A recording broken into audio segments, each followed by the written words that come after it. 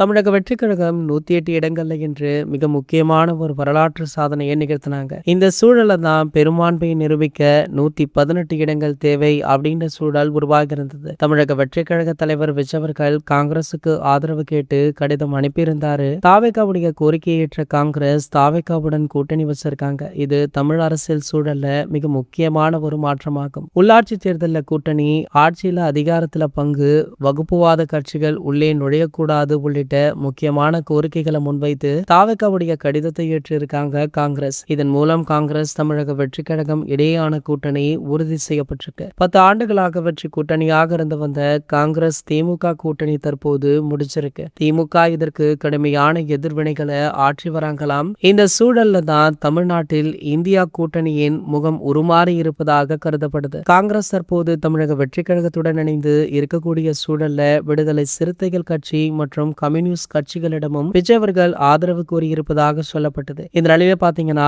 இவங்களை தாண்டி விஜயகாந்த் அவர்களுடைய தேமுதிக கட்சியுமே தாவேகாவுடன் கூட்டணி அமைக்க உள்ளதாக சொல்லப்படுது. ஒரு சில மாதங்களுக்கு முன்பாக தான் திமுகவுடன் இவங்க கூட்டணி அறிவிச்சாங்க.